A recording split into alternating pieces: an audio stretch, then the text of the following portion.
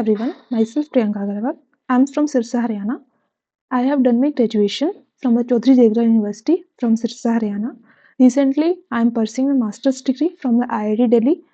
And if I talk about my experience, I have 7 months of experience in online teaching, but still I'm on learning phase. So that's all about me.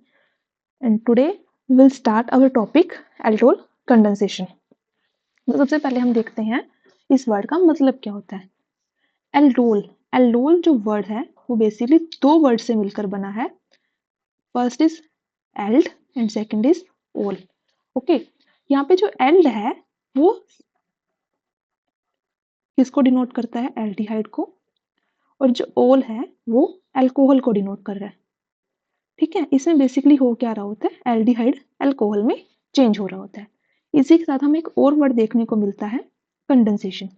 जो condensation word है इसका मतलब होता है elimination. Elimination किसका? एक water molecule का elimination होना। ठीक है, सो एलिमिनेशन ऑफ वाटर मॉलिक्यूल। अब हम देखते हैं एल्डोल कंडेंसेशन के टाइप्स, कि हम इसको कैटेगराइज क्लासिफाइड इसे कैसे कैसे किया गया है। तो अगर मैं देखूं on the basis of reactant, ये दो टाइप में क्लासिफाइड हुआ है। एक का नाम है सेल्फ एल्डोल, एक का नाम है क्रॉस एल्डोल। ठीक है, सेल्फ एल्डोल हमें नाम से ही बता रहा है कि इसमें एक टाइप के मॉलिक्यूल यूज होंगे, same type of molecule used, same type of reactant भी हम कह सकते हैं। और हमें क्रॉस एल्डोल नाम से ही बता रहा है कि डिफरेंट टाइप्स के रिएक्टेंट यूज किए गए होंगे। Okay, different types of reactant used. Reactant इसमें क्या है वो भी हम अभी देखेंगे। अब हम देखते हैं कि on the basis of catalysis, catalyst के बेस पे ये दो टाइप से अलग से क्लासिफाइड किया है अलग साइंटिस्ट ने। On the basis of catalyst ये क्लासिफाइड है दो टाइप में, base catalysed and acid catalysed. ठीक है, बेस कैटलाइज्ड में बेस यूज हो रहा होगा, नाम ही बता रहा है, और एसिड कैटलाइज्ड में एसिड यूज हो रहा होगा। बट एसिड कैटलाइज्ड का रेट स्लो होता है और बेस कैटलाइज्ड का रेट फास्ट हो रहा होता है। ये भी हम देखेंगे इसका रेट स्लो क्यों है, इसका रेट फास्ट क्यों है। ठीक है, तो आज के हम मेरे डेमो लेक्चर में हम देखेंगे base catalysed aldol condensation reaction. अब पहले हमें देखना होगा कैटलाइज्ड कैटलिस्ट का मतलब क्या होता है। कैटलिस्ट का मतलब होता है कि जो आफ्टर द रिएक्शन हमें एज इट इज वापस मिल जाए, जो हमारे रिएक्शन को स्पीड अप कर दे और उसके बाद हमें एज इट इज वापस मिल जाए, हम चाहिए कैटलाइज्ड। तो बेस कैटलाइज्ड एल्डोल कंडेंसेशन को समझने से पहले हमें देखने पड़ेंगे इसके की पॉइंट्स, कि जो इसके बिना तो बेस कैटलाइज्ड कंडेंसेशन रिएक्शन हो ही नहीं सकती। तो इसका सबसे फर्स्ट की पॉइंट है, मस्ट कंडीशन है, इसके बिना तो हो ही नहीं सकती, must have alpha hydrogen. Okay, अब यहाँ पे अल्फा हाइड्रोजन का मतलब क्या है?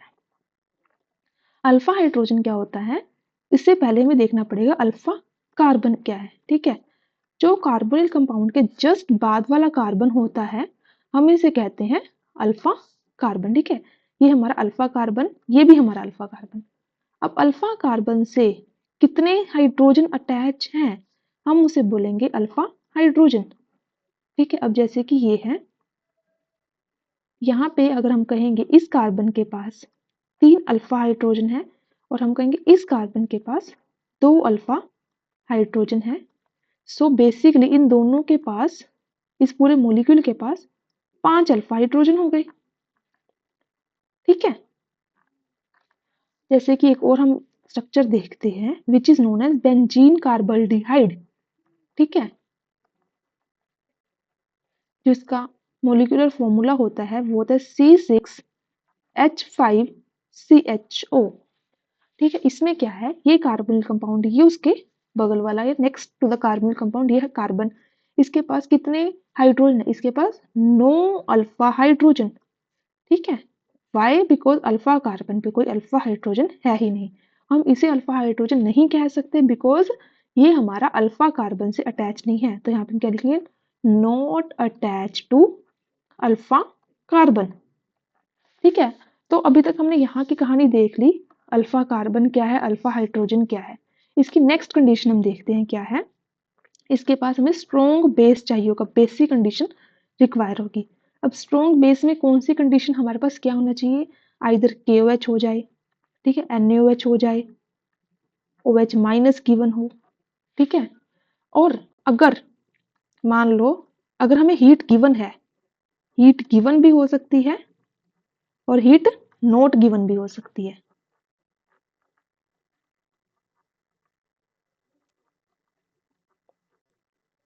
अगर हीट गिवन है तो हमें पास अल्फा बीटा अनसैचुरेटेड कार्बोनिल बनेगा,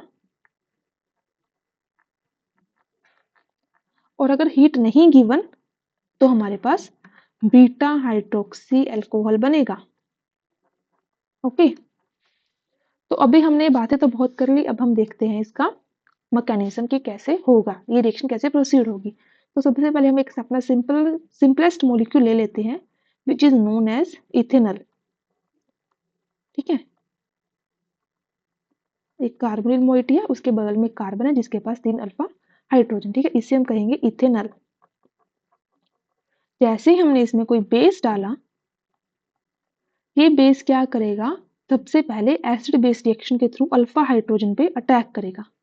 जैसे ही इसने अल्फा हाइड्रोजन पे अटैक किया, हमें एक इनोलेट टाइप की स्पीशीज मिलेगी, ठीक है। अब मान लो नेगेटिव चार्ज स्टेबलाइज्ड है, हाउ, ये वाला बॉन्ड इधर, और ये पाई बॉन्ड वीक होने की वजह से ऑक्सीजन पे शिफ्ट हो जाएगा, और ऑक्सीजन पे इसलिए शिफ्ट होगा because oxygen is a more electronegative than carbon, ठीक है। इसमें हमें एक स्टेबल इनोलेट टाइप की स्पीशीज मिल रही है, तो ये क्या हो गया, एक इनोलेट। अब जैसे कि हमें पता है कि हमारे रिएक्शन मिक्सचर में एक मोलिक्यूल तो होगा नहीं इथेनॉल का, एक और मोलिक्यूल भी होगा इथेनॉल का, तो हमने ले लिया अनदर मोलिक्यूल ऑफ इथेनॉल।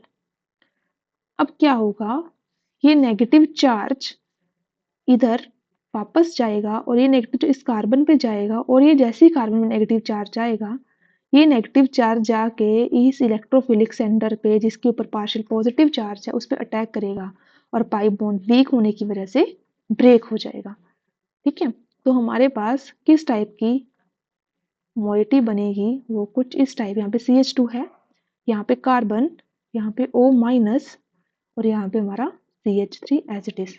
इसके बाद हम करवा देंगे वर्कअप। वर्कअप में क्या होता है, हम पानी यूज करते हैं और हमारे रिएक्शन मिक्सचर में कहीं ना कहीं कुछ वाटर के ड्रॉपलेट्स तो हो ही जाते हैं, either from the moisture absorb हो जाता है, या फिर कोई भी रिएक्टेंट हमारा 100% तो वो कंसेंट्रेट होता ही नहीं है। ओके, तो हमारे पास यहाँ पे आ गया OH। अब ये OH क्या करेगा, अगर हीट नहीं गिवन तो हमारा ये फाइनल प्रोडक्ट होगा which is known as beta hydroxy alcohol, ठीक है। और अगर हीट गिवन है, हाइड्रोक्सी, हाँ, अगर हीट गिवन है देन क्या होगा, ये OH इस हाइड्रोजन के साथ बॉन्ड बना के एक वाटर मॉलिक्यूल फॉर्म करेगा। हाइड्रोजन इसके पास भी, हाइड्रोजन इसके पास है, बट वो ये वाला हाइड्रोजन लेना ज्यादा प्रेफर करेगा बिकॉज इसके बगल में क्या है, कार्बोनिल कंपाउंड की मोइटी है। ओके, तो ये हमारा हो गया alpha beta unsaturated carbonyl compound. Okay, तो हमारा ये फाइनल प्रोडक्ट आ गया। हमने इसे बीटा हाइड्रोक्सी अल्कोहल क्यों बोला, बिकॉज अल्फा पोजीशन पे हाइड्रोक्सी नहीं है, हमारा बीटा पोजीशन पे हाइड्रोक्सिल ग्रुप है, ठीक है। ये तो हमने देखा एक एग्जाम्पल कि हमारी रिएक्शन कैसे प्रोसीड होती है। अब हम देखते हैं कि प्रीवियस ईयर में कैसे कैसे क्वेश्चन आए हुए इस चीज को लेकर। क्वेश्चन देखते हैं कि जो आइडियल रिएक्शन, तो सबसे पहले हम इसके में डिफरेंट डिफरेंट ऑप्शन दे रखे हैं। सबसे पहले हमें इसकी स्ट्रक्चर बनानी पड़ेगी, इन ऑप्शंस की कैसे स्ट्रक्चर बनेगी, ठीक है। तो पहला है हमारे पास एसिडी एल्डिहाइड, इसकी हम जो स्ट्रक्चर होगी वो कुछ इस टाइप की बनेगी, ठीक है। अब जैसे बी ऑप्शन है बेंजल्डिहाइड, ठीक है, इसकी कुछ इस टाइप की स्ट्रक्चर बनेगी। बेंजीन के पास एल्डिहाइड ग्रुप लगा देते हैं। नेक्स्ट है प्रोपियोनो एल्डिहाइड। प्रोपियोनो एल्डिहाइड की क्या है, पहले हमें CH3 दे रखा है जी, फिर हमें CH2 दे रखा है जी, फिर हमें CHO दे रखा है। हर स्ट्रक्चर को हम खोल के देखेंगे ताकि हमें अच्छे से चीजों को समझ आए। ओके, इसके बाद हम देखेंगे एसीटोन, ठीक है। अब उसने हमें पूछा है कि which of the following compound will not give aldol condensation reaction. Not मतलब जो नहीं देगा, जिसके पास मस्ट कंडीशंस नहीं होगी वो नहीं दे पाएगा। ठीक है, अब देखो जैसे इसके पास कार्बन कार्बन के जस्ट अल्फा कार्बन पे 3 हाइड्रोजन है, ये तो हमें एल्डोल कंडेंसेशन रिएक्शन दे देगा। ठीक है, तो हमारा ये आंसर नहीं हो सकता। उसके बाद हम बी ऑप्शन पे जाते हैं, हमारे पास बेंजीन के कार्बोनिल कंपाउंड के जो जस्ट बगल वाला कार्बन है, just next to the carbonyl compound है, दैट इज ये वाला कार्बन। अब इस कार्बन के कितने बॉन्ड बने हुए हैं, 1 2 3 एंड 4, 4 बॉन्ड बने हुए हैं। 4 बॉन्ड बने होने की वजह से इसके पास क्या, नो अल्फा हाइड्रोजन। तो हमारा ये क्या होगा, एल्डोल कंडेंसेशन रिएक्शन नहीं देगा। ठीक है, ये वाला कार्बन पे आते हैं, कार्बोनिल कंपाउंड के जस्ट नेक्स्ट कार्बन पे 2 हाइड्रोजन है, तो ये हमें एल्डोल कंडेंसेशन रिएक्शन दे देगा। इसमें देखते हैं कार्बोनिल कंपाउंड के just next to the carbon, यहाँ पे 3 अल्फा हाइड्रोजन है, ये भी हमें एल्डोल कंडेंसेशन रिएक्शन दे देगा। हमें क्या बताना था, नॉट गिव, तो इसका आंसर क्या हो जाएगा, option number B. Moving to the next question, ठीक है, जो कि नीट 2012 में आया हुआ है, which of the following statement about the aldol condensation is correct. कौन सी करेक्ट है, इसका हमें ऑप्शन पहला देखते हैं, हमें पता लग रहा है कि reaction is catalysed bye acid और बेसिस। ये बात बिल्कुल सही कह रहा है, ये हमारा ऑप्शन हो गया। तो सबसे पहले हमने अपना ऑप्शन सेलेक्ट करना, उसके बाद हमें बाकी ऑप्शन पे भी एक बार गो थ्रू होना, कहीं वहां से कुछ आंसर तो नहीं आ रहा है। तो सेकंड है, both reactant must have alpha hydrogen. नहीं जी, हमने देखा किसी एक रिएक्टेंट से ही हमारे पास अल्फा हाइड्रोजन हो तो दो हमारी कहानी चल जाती है। जैसे कि हमने क्रॉस एल्डोल में कहा कि डिफरेंट डिफरेंट टाइप्स के हमारे हो सकते हैं, तो ये तो नहीं हो सकता। The product is beta diketone, नहीं, हमने देखा या तो beta hydroxy aldehyde carbonyl compound का कुछ बनेगा, या फिर अल्फा बीटा अनसैचुरेटेड कार्बोनिल बनेगा। बीटा डाइकीटोन तो नहीं बन सकता है। Aldol condensation occur with aldehyde only, नहीं जी, कीटोन में भी हो सकती है। कीटोन का स्ट्रक्चर कुछ इस तरीके के होते हैं कि इसके पास भी अल्फा हाइड्रोजन, इसके पास भी अल्फा हाइड्रोजन, इसमें भी हो सकती है। इसका आंसर आ जाएगा ऑप्शन नंबर ए। तो आज की क्लास में हमने क्या क्या देखा, हमने सबसे पहले देखा हमारी aldol condensation reaction. Aldol condensation reaction में हमने देखा कि हमारी 2 टाइप्स की है, सेल्फ और क्रॉस। ठीक है, हमने इसको देखा कैटलाइज्ड के बेस पे 2 टाइप की है, एसिड और बेस। ठीक है, उसके बाद आज की क्लास में हमने देखा base catalysed aldol condensation reaction. ठीक है, जो बेस कैटलाइज्ड एल्डोल कंडेंसेशन में हमने इसके की पॉइंट्स देखे, मस्ट कंडीशंस देखी कि जिसके बिना बेस कैटलाइज्ड रिएक्शन हो ही नहीं सकती, मस्ट कंडीशंस देखी। उसके बाद हमने क्या देखा, इसी का मैकेनिज्म देखा। ठीक है, मैकेनिज्म में हमने इसका प्रोडक्ट फाइंड आउट किया कि हमारा क्या प्रोडक्ट हो सकता है। हमने देखा कि हमें इसमें बीटा